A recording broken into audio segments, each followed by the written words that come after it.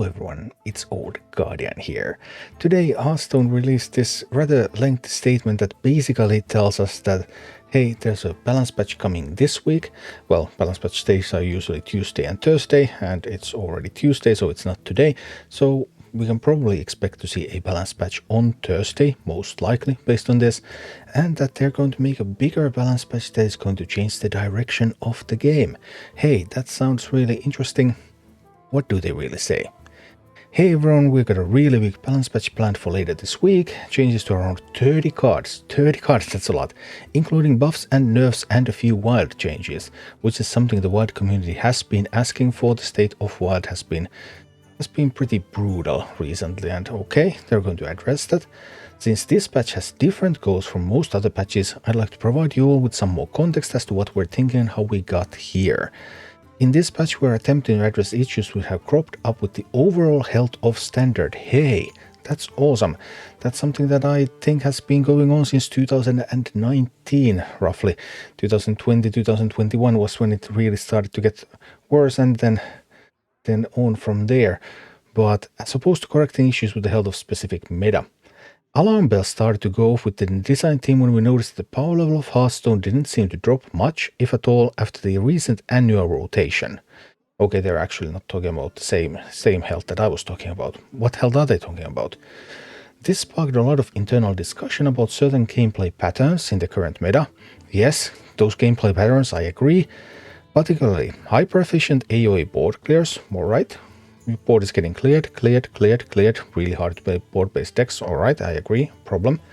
OTK style decks that lack sufficient counterplay, I agree, it's always a problem when those decks exist.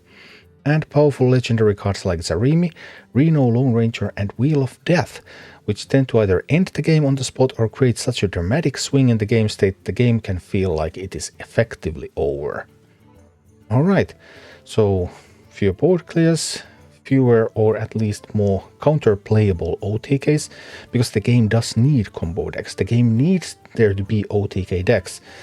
It's just super hard to balance them in a game like Hearthstone, where there's the attacker's advantage, no interaction on the opponent's turn.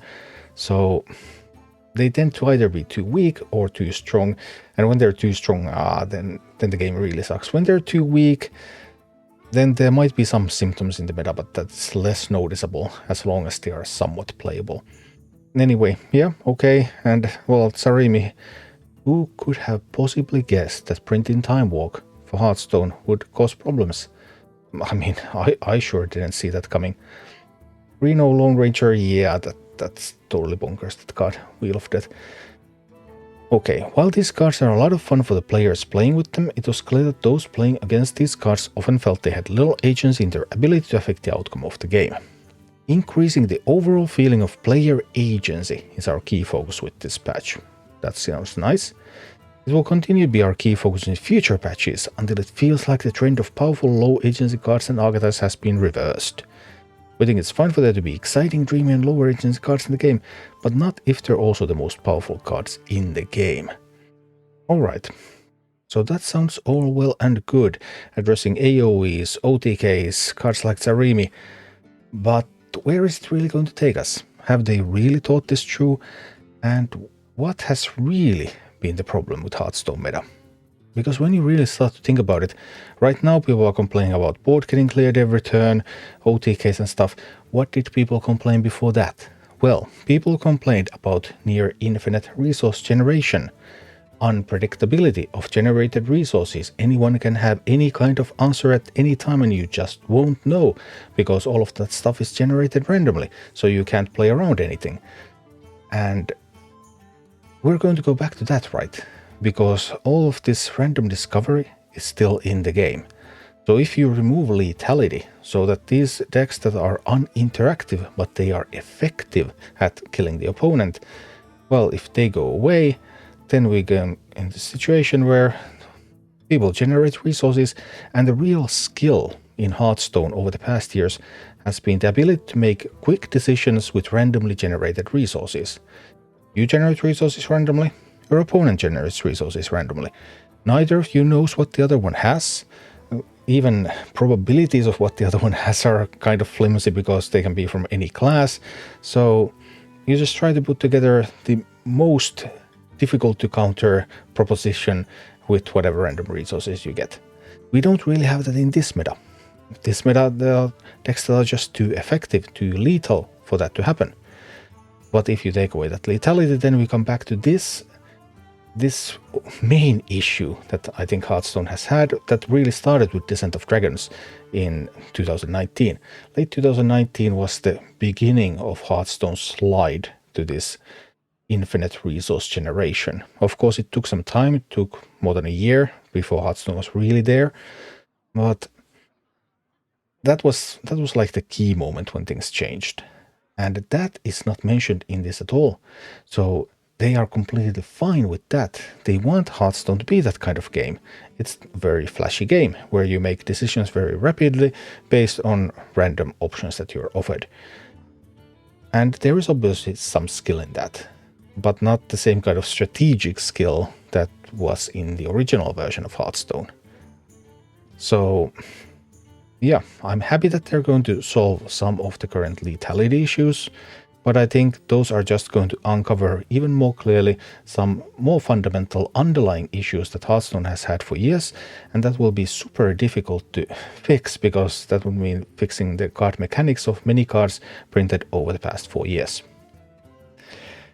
Also, there's still the question of the weekly cost changes. Blizzard has not done anything about that, anything significant anyway.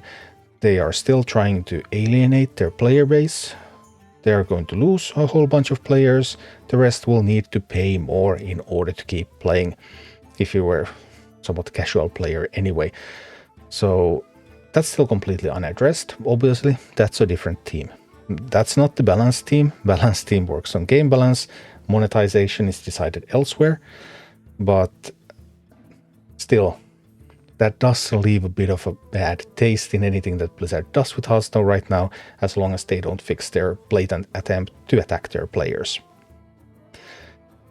So yeah, this is a step in the right direction. Hearthstone is correcting its course, but I think as soon as they fix this surface level issue, they will run right into the infinite resource generation, the more fundamental issue that Hearthstone design has had over the past years. And they still haven't fixed any of the monetization issues, although that's from a different team. So yeah, I do look forward to this. I have been mulling over this information now for a couple of hours, trying to work on this video, and what will I say about it? Like, first I was quite enthusiastic, but the more I thought about the further implications and where we're going to actually get based on that, and no mention of resource generation in the block, importantly, only player agency, and there's still player agency in using your randomly generated resources, then I have become a little bit more skeptical over the past 2 hours. The more I think about it, the less I think that it's actually going to solve the problems, although it could be a first step to solving the issues and saving Hearthstone. Thank you for watching. Click like and subscribe if you enjoyed this, and a special thanks to all of my Patreon supporters, YouTube members and Twitch subscribers who make all of these videos possible.